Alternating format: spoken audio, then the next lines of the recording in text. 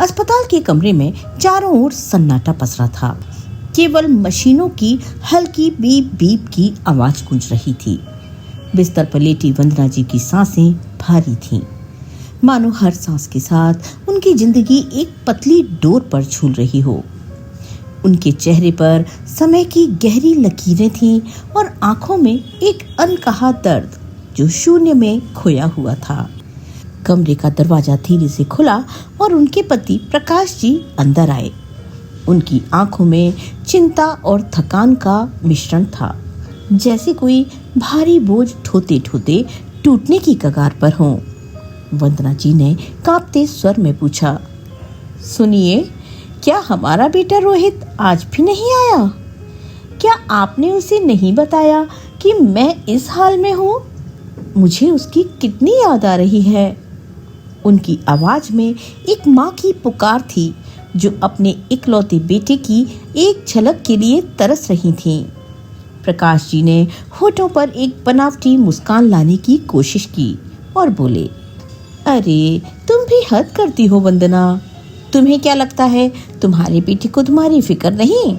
दरअसल जब वो तुमसे मिलने आया था तब तुम सो रही थी। मैंने उसे तुम्हें जगाने से मना कर दिया, सोचा कि तुम्हें परेशानी होगी। लेकिन चिंता मत करो, उसने कहा है कि कुछ ही दिनों में वो पूरे 1 हफ्ते की छुट्टी लेकर आएगा। फिर जी भरकर मिल लेना तुम उससे। वंदना जी की आंखों में एक क्षण के लिए चमक आई, लेकिन तुरंत ही वो नाराजगी भरे स्वर में बोली, आपने मुझे जगाया क्यों नहीं? अगर मैं जाग जाती तो क्या बिगड़ जाता? वैसे भी मैं दिन रात इसी बिस्तर पर पड़ी रहती हूँ। सुनिए ना, मेरा यहाँ मन नहीं लगता। आप डॉक्टर से पूछिए ना मुझे घर कब भेजेंगे। प्रकाश जी कुछ देर चुप रहे। उनकी आंखें नम थीं, लेकिन उन्होंने खुद को संभाला और बोले, हाँ, मैंने डॉक्टर से बात की थी। उन्होंने कहा है कि जल्द ही तुम्हें डिस्चार्ज कर देंगे। तुम बस चिंता मत करो। ये कहकर वे कमरे से बाहर निकल गए। बाहर गलियारे में रखी बेंच पर बैठते ही उनकी आंखों से आंसू छलक पड़े। वे आंसू पोंछते हुए अतीत की गलियों में खो गए, जहां उनकी जिंदगी कभी खुशियों से भरी हुई थी। प्रकाश जी के पिता गांव के सबसे सम्मानित और धनवान व्यक्तियों में से एक थे। उनकी बात का गांव में वजन था और जब प्रकाश जी को सरकारी नौकरी मिली तो मानो उनके परिवार की इज्जत में 4 चांद लग गए। पिता ने अपने बेटे के लिए रिश्तेदारी में वंदना जी का रिश्ता चुना। वंदना जी सौम्य स्वभाव की थी और उनकी सादगी ने प्रकाश जी का दिल जीत लिया था। पिता की इच्छा का सम्मान करते हुए प्रकाश जी ने हामी भर दी और दोनों का विवाह हो गया। शादी के शुरुआती साल खुशियों से भरे थे, लेकिन समय के साथ एक कमी खलने लगी। कई साल बीत गए पर वंदना जी और प्रकाश जी को संतान सुख नहीं मिला। इस बात से वंदना जी का मन टूटने लगा। वे रात रात भर जागकर ईश्वर से प्रार्थना करती थीं। गांव के लोग और रिश्तेदार ताने मारते और प्रकाश जी पर दूसरी शादी का दबाव डालते, लेकिन प्रकाश जी ने अपनी पत्नी का साथ कभी नहीं छोड़ा। वे वंदना जी को ढांढस बंधाते और कहते, सब ठीक हो जाएगा, भगवान हमारी सुनेंगे। आखिरकार विवाह के 10 साल बाद उनकी प्रार्थनाएं रंग लाईं। वंदना जी ने एक प्यारे से बेटे को जन्म दिया, जिसका नाम उन्होंने रोहित रखा। रोहित के आने से उनका घर फिर से हंसी खुशी से गूंज उठा। वंदना जी ने अपने बेटे को अपनी जान से ज्यादा प्यार किया। वे उसे हर सुख देना चाहती थीं और प्रकाश जी ने भी रोहित के लिए कोई कसर बाकी नहीं छोड़ी। लेकिन सुख के दिन ज्यादा देर नहीं टिके। प्रकाश जी के पिता का देहांत हो गया और कुछ साल बाद उनकी मां को कैंसर का पता चला। मां के इलाज में प्रकाश जी ने अपनी सारी जमा पूंजी लगा दी। उन्होंने हर मुमकिन कोशिश की, लेकिन मां को बचा नहीं पाए। इस दुख ने उन्हें तोड़ दिया, लेकिन वंदना जी और रोहित उनके लिए सहारा बने। रोहित अब बड़ा हो रहा था। पढ़ाई में तेज, वो हमेशा अपने माता पिता का गर्व बढ़ाता था।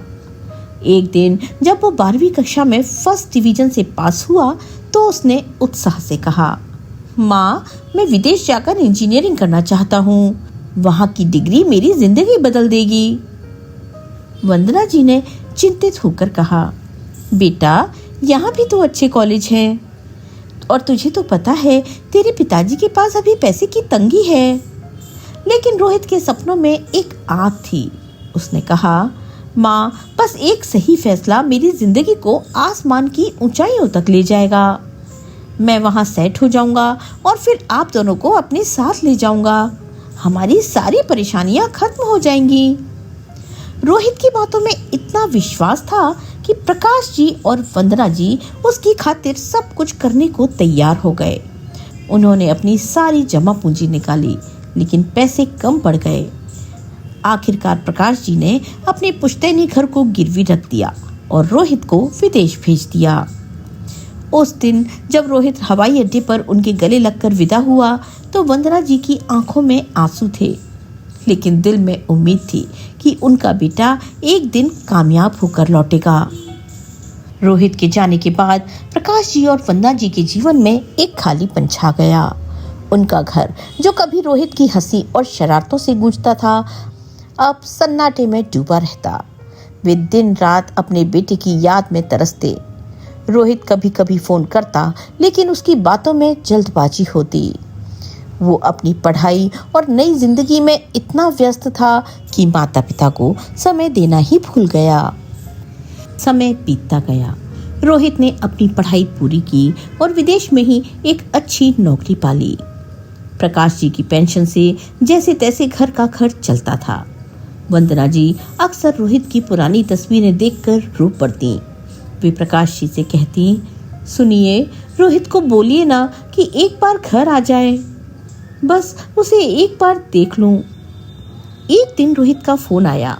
उसने बताया कि उसे भारत में एक शानदार नौकरी मिल गई है और वो जल्दी घर लौट रहा है। ये सुनकर वंदना जी की खुशी का ठिकाना न रहा। उन्होंने घर को सजाया, रोहित के पसंदीदा व्यंजन बनाए और उसका इंतजार करने लगी। जब रोहित घर पहुंचा तो वो अकेले नहीं था। उसके साथ जानवी नाम की एक लड़की थी, जो आधुनिक कपड़ों और व्यवहार में बिल्कुल अलग थी। रोहित ने उसे अपनी दोस्त और सहकर्मी के रूप में पेश किया। वंदना जी और प्रकाश जी ने अपने बेटे की खुशी के लिए सामान्य व्यवहार रखा, लेकिन उनके मन में कई सवाल उठ रहे थे। उसी रात जब रोहित और जानवी अपने कमरों में आराम करने गए तो वंदना जी ने देखा कि प्रकाश जी गहरी सोच में डूबे हैं। क्या हुआ? आप इतने परेशान क्यों हैं? उन्होंने पूछा तो प्रकाश जी ने दुखी स्वर में कहा, वंदना, तुम्हें याद है जब मेरी रिटायरमेंट हुई थी? रोहित तब भी आया था। हमने सोचा कि वो हमारी खुशियों में शामिल होने आया है, लेकिन वो तो मेरे रिटायरमेंट के पैसे लेने आया था।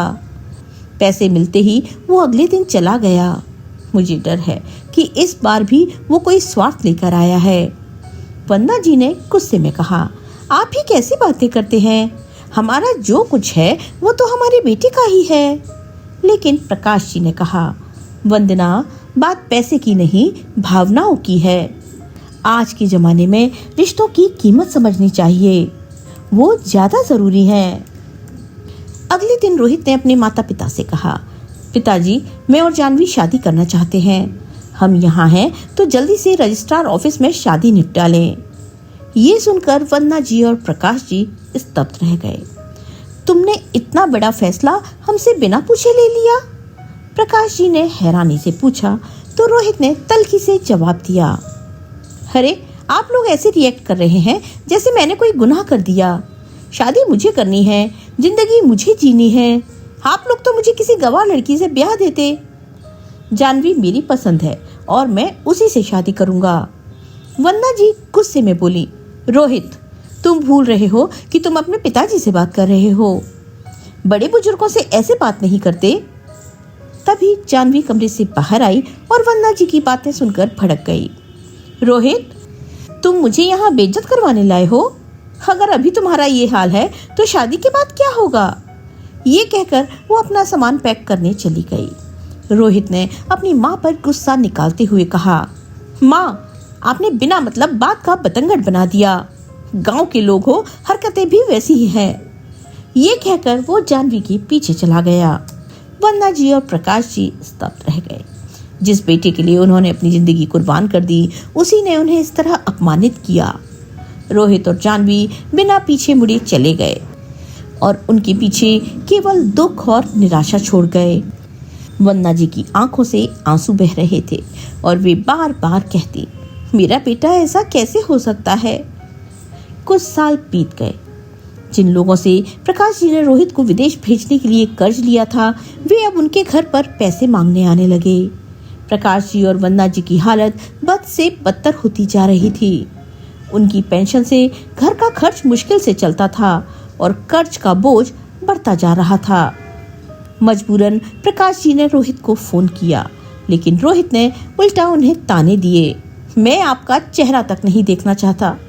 आपने मेरी शादी की बात का इतना बवाल बनाया। मैंने जाह्नवी से शादी कर ली है, अब मेरा आपसे कोई रिश्ता नहीं, दोबारा फोन मत करना। ये कहकर उसने फोन काट दिया। प्रकाश जी के हाथ से फोन छूट गया। वंदना जी ने उनकी हालत देखी तो घबरा गईं। क्या हुआ, रोहित ठीक तो है? प्रकाश जी ने रोते हुए सारी बात बताई। वंदना जी गुस्से में बोली, वो ऐसा कैसे बोल सकता है, मैं उससे बात करती हूँ। वंदना जी ने कई बार रोहित को फोन लगाया, लेकिन हर बार वो फोन काट देता। एक दिन जब वंदना जी ने फिर से फोन लगाया तो रोहित ने चिल्लाते हुए कहा, आपको एक बार में समझ नहीं आता, मैं बिजी हूँ, मेरा आपसे कोई मतलब नहीं, बार बार फोन करके तंग मत करो। ये सुनकर वंदना जी का दिल टूट गया। उनकी तबीयत पहले से ही खराब थी और रोहित की ये बातें उनके लिए असहनीय थीं। अचानक उन्हें सीने में तेज दर्द हुआ और वे चक्कर खाकर बेहोश हो गईं। प्रकाश जी ने पड़ोसियों की मदद से उन्हें तुरंत अस्पताल पहुंचाया। डॉक्टर ने बताया कि वंदना जी को दिल का दौरा पड़ा है। उनकी हालत नाजुक थी और अगर समय पर ऑपरेशन नहीं हुआ तो उनकी जान बचाना मुश्किल होगा। लेकिन प्रकाश जी के पास ऑपरेशन के लिए पैसे नहीं थे। उनकी सारी पूंजी रोहित पर खर्च हो चुकी थी और अब वे पूरी तरह असहाय थे। अस्पताल की गलियारे में बैठी प्रकाश जी को चिंता खाई जा रही थी। उनकी आंखें सूजी हुई थीं और मन में एक ही सवाल गूंज रहा था कि वे अपनी जीवन संगिनी को कैसे बचाएं। तभी उनकी मुलाकात अपने पुराने दोस्त संजय से हुई। संजय ने उनकी हालत देखी तो चिंतित हो गए। प्रकाश, क्या हुआ, तुम यहाँ कैसे? प्रकाश जी ने टूटे मन से अपनी सारी व्यथा सुनाई। रोहित की बेरुखी, कर्ज का बोझ और वंदना जी की नाजुक हालत, सब कुछ। संजय की आंखें भी नम हो गईं। उन्होंने गंभीरता से कहा, दोस्त, ये समय हार मानने का नहीं, तुम्हें अपने हक के लिए लड़ना होगा। रोहित ने तुम्हारे साथ जो किया वो गलत है, उसे सबक सिखाना जरूरी है। संजय ने प्रकाश जी को सलाह दी कि वे रोहित के खिलाफ कानूनी कार्यवाही करें। प्रकाश जी पहले हिचकिचाए, लेकिन वंदना जी की हालत देखकर उन्होंने फैसला ले लिया। अगले ही दिन उन्होंने रोहित पर धोखाधड़ी का केस दर्ज कर दिया। उन्होंने आरोप लगाया कि रोहित ने उनकी रिटायरमेंट की रकम धोखे से हड़प ली। जब रोहित को कोर्ट का नोटिस मिला तो वो गुस्से में प्रकाश जी के घर पहुंचा। पिताजी, आप अपने बेटे पर केस कैसे कर सकते हैं? ये क्या तमाशा है? प्रकाश जी ने ठंडे स्वर में जवाब दिया, मैंने सोच समझकर ये कदम उठाया है। अगर तुम पैसे लौटाने को तैयार हो तो मैं केस वापस ले सकता हूँ, लेकिन अगर नहीं तो बात कोर्ट में होगी। रोहित ने कहा, वो पैसे तो कब के खर्च हो चुके, आप कैसे पिता हैं जो अपने बेटे को अदालत में घसीट रहे हैं? प्रकाश जी ने दरवाजा बंद करते हुए कहा, तुम्हारी भलाई इसी में है कि तुम यहाँ से चले जाओ, अब मेरी तुमसे कोई बात नहीं होगी।